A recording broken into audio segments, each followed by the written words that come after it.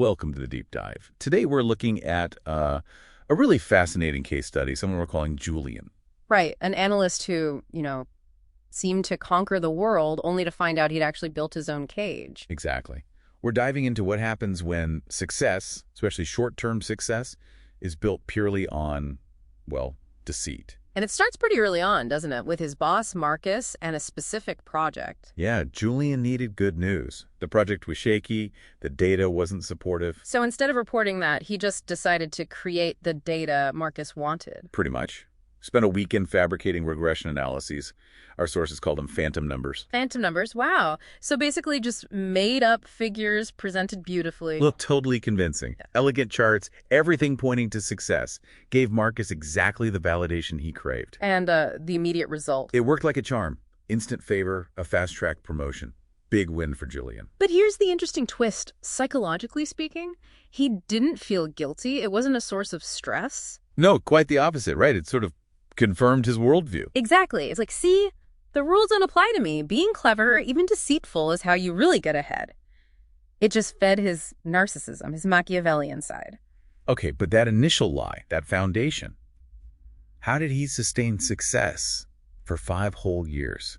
Surely the crack should have shown sooner. Well, he was very, very good at manipulation. His rise was fast, and it was entirely focused on him. How so? What were the tactics? Oh, the classics. Playing colleagues against each other, making sure he always got the credit for any team success. And failures. Always deflected, usually downwards, onto junior staff who couldn't easily fight back. And anyone who questioned him, he just dismissed them as jealous. He genuinely thought he was untouchable, didn't he? Like a master strategist building his own little empire. Completely. But the system, it has ways of balancing things out, even if it's slow. The sources call it a balancing loop. And the first sign of that loop. It was subtle but significant. He was up for partnership, certain he'd get it.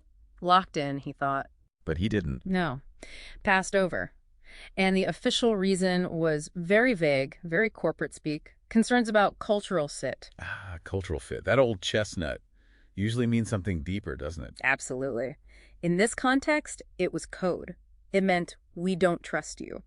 His years of small betrayals, they had added up.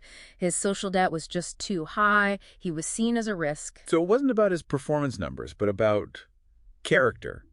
Reputation. Precisely. The reputation was toxic. Brilliant, sure, but followed by don't turn your back on him. People were making quiet decisions about him in rooms he wasn't even invited into anymore. The trust had just evaporated.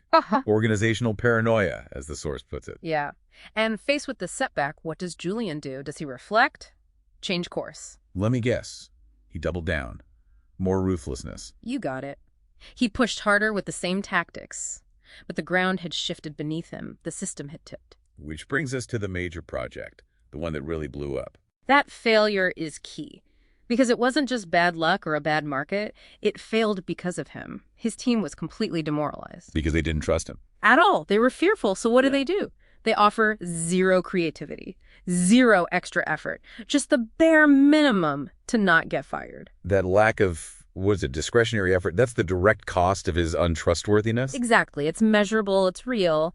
And then came the turning point. He tried his old trick. Blame someone else. Yep. He tried to pin it on a talented junior manager, Sarah, but this time, it didn't work. People defended her. They did. Yeah. For the first time, his usual tactic backfired publicly. His antisocial behavior created a clear loss for him, not a gain. And that was basically the end game.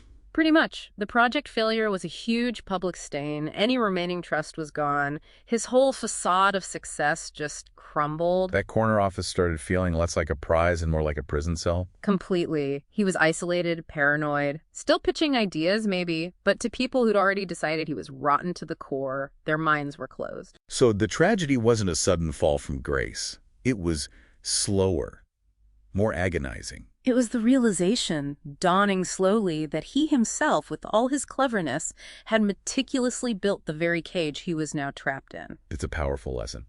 So thinking about career capital, what's the takeaway for our listeners? Well, Julian bet everything on tactical deceit, assuming competence would always trump character. But if social capital is the real currency. You spend years systematically destroying it. Right. How long before that empire you think you're building reveals itself to be just a well-crafted prison, made of closed doors and colleagues looking the other way? Something to definitely think about.